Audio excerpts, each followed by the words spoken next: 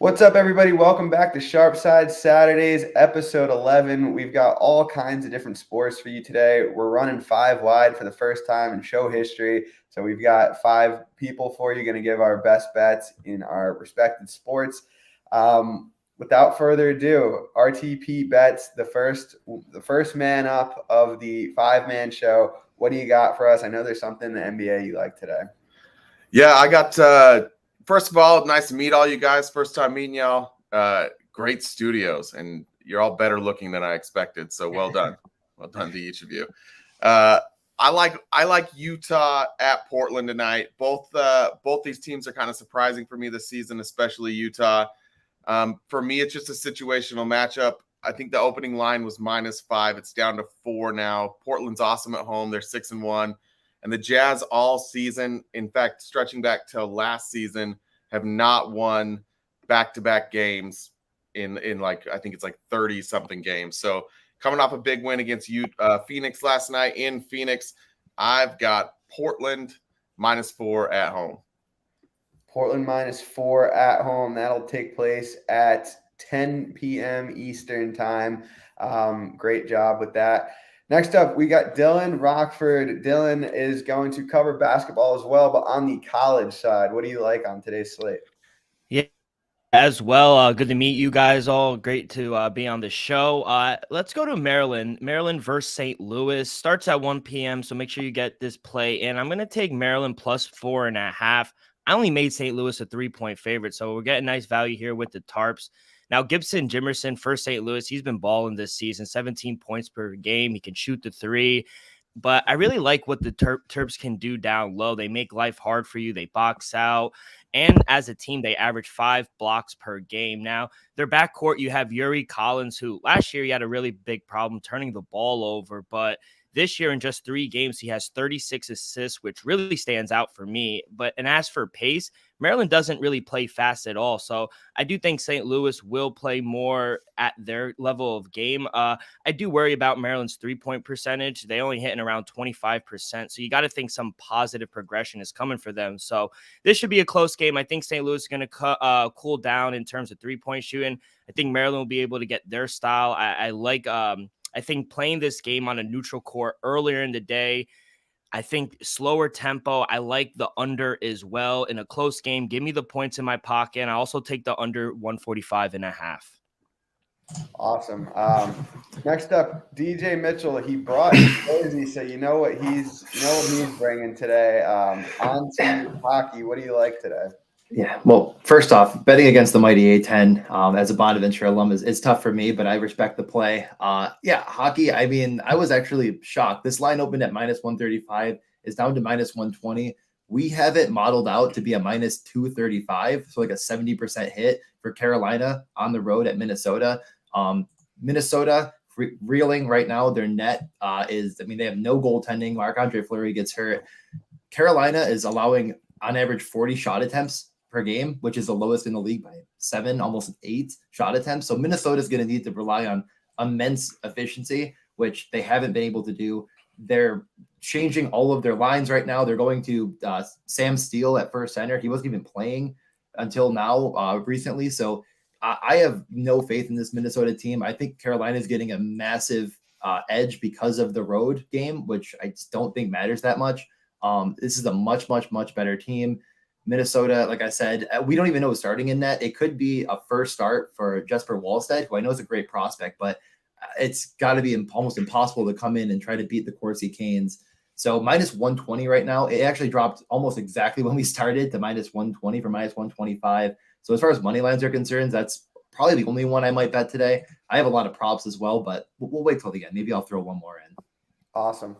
Andy, you are going to cover the NBA as well, but I believe there's a particular prop you like for today. What do you got for us? Yeah, I like Portland as well, and I like Anthony Simons over 20.5 points.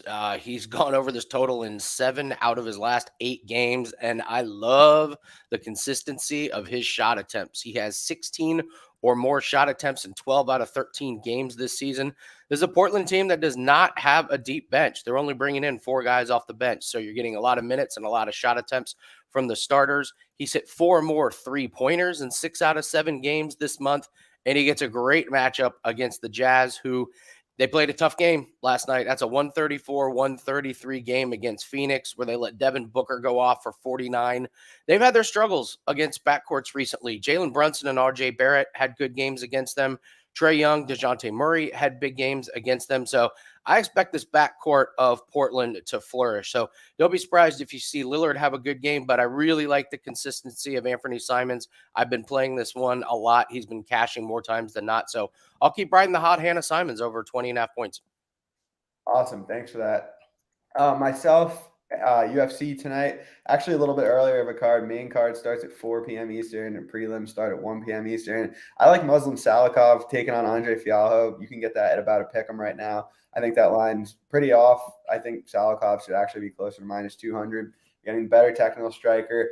You're getting the guy with the grappling upside, and you're getting a guy who has the knockout power as well. Fialho kind of plods forward, looks for a KO. He's coming off being pretty brutally knocked out himself in his last fight. Salikov coming off a loss as well to Jingliang Li. He was a pretty decent-sized favorite over, if I remember correctly. So I just think it's a bit of a market overcorrection. You're getting the more skilled fighter. You're getting the guy with the grappling upside, and I think he has that equal knockout upside as well. How's Salikov KO as a play? Yeah, if you're into that stuff, I think it's very live. I would stick with the money line personally because I think he has more ways to win. I think he could win a decision. I think he could win by knockout. I think he could win with grappling as well. So I like Salikov all around the board here. Minus 105s, minus 110s out there. To recap real quick, there's a lot here, so let me make sure I got all this. Going in reverse order. So we have Anthony Simons over 20.5 points. Did I get that right? Sorry, I'm not much of an NBA guy. Yeah, who does he play for? I want to check this line out myself. Portland. Portland, yeah, okay. So we got Simons over 20.5. I have Muslim Salikov on the money line at minus 105, minus 110. We've got the Carolina Hurricanes. We have Maryland basketball +3, and we have the Portland Trail Blazers -4. Did I get that right for everyone? Yeah. Okay, cool. So before we head out, I'm going to pass it over to RTP Bets, and then we're going to go around the horn. If you guys could give your social medias, tell people where to find you, that would be great. Yeah, you can find me on Twitter or Instagram or TikTok at RTP Bets. Also, Riding the Pine Sports on YouTube. Andy, I did want to ask you a question. What do you like with Nurkic's rebounds tonight? Jazz are a terrible offensive rebounding team. Or, I mean, they give up the most offensive rebounds. Did you like any props there? Sorry to steal your show there, Andrew, but I wanted to know. No, go for it. No, he's a really good rebounding prop tonight. The other one to keep your eye on is taking centers and power forwards against the Detroit Pistons. Without Isaiah Stewart, they have nobody inside. Zubac just had 18 rebounds against them. Davis had 16 last night. So Stewart's out for a while. Look to take those centers and power forwards over their rebounds against the Detroit Pistons for the next couple weeks. All right, so go to my channel where I steal all of Andy's ideas and throw them up there. It's at RTP Bets. You'll love it. I love that. Dylan, where can they find you? Yeah, you guys can find me on Twitter at Rock with 2Ks24. I'm also on the Sports Gambling Podcast on the NFL, so you guys could go check that out. And DJ Mitchell, I actually had a hockey question for you, if you don't mind, Andrew, real quick. Oh, of course. This is great. Yeah, I'm over here in New Jersey, so my Devils are a wagon right now. Do they get the job done in Ottawa today? Yeah, I mean, this game, so it's a 1:00 game. I kind of hate 1:00 games. First and foremost, I like the victory lap. How when the Devils were bad, I was like, this is like the best bad team in the world. And then they just were like, we'll go on a 10-game win streak, no problem. This game projects to have incredibly good pace. So I would rather just look to a shot prop myself. Both of these teams are really, really good, but the Devils are much better defensively. So I'm kind of looking at either Dougie Hamilton point as just the best bet in this game in general. Because I think there should be goals, but I mean, I like them fine. Our model doesn't have it as an edge, though. Our model is like, oh, the Devils should win, but the money line doesn't equate to a good EV positive bet. So I don't want to like actively tout it. While Dougie Hamilton for a point, I think is like very like way more likely than the minus 120. So yeah, I mean, I'm just looking for edge here rather than anything else, because I think there could be a lot of goals. There should be a lot of pace. So shots and point props here for me. Appreciate it. Thanks, man. No problem. Yeah, and that's a great segue. DJ, where can they find you? Yeah, so I mean, I just follow me on Twitter. Almost all of my bets are free. We do stuff through Puck Luck, which is paywalled, but that's like if you actually want to see the model and like go through and find everything. Like someone asked about Sam Steele for a point. We have him at plus 190 tonight for a point, so plus 370 is really good. We kind of do everything off of edge. We're still working on our shot prop model. It's way more labor intensive than you might think, and we're still trying to perfect it because it's it's really hard to do. I do a lot of daily fantasy hockey stuff with Morningscape podcast, which is really my only avenue right now for doing a show. And then, like I said, Puck Luck. And I just wanted to make one note for any MMA DFS players. I mentioned this to Andrew.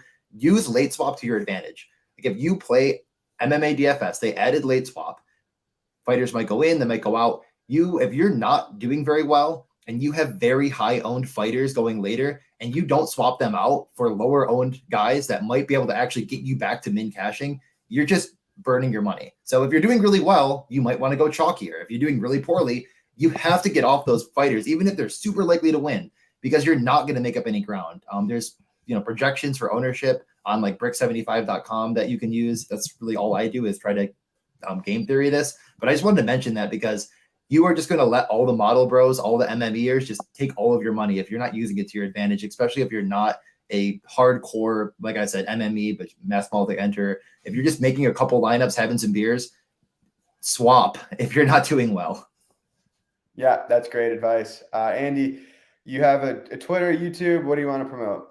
You can just follow me on Twitter at Bump Sports. I work for wagertalk.com. So we do videos every day on Twitter. So you'll get free plays there. Follow me on TikTok at Andy Lang Bets. And DJ Mitchell, is that a Canucks jersey? This Canucks? Yeah, Well, your boy Brock Besser and that point prop keeps cashing night after night. That's an ATM bet right now. Just every night, Brock Besser point.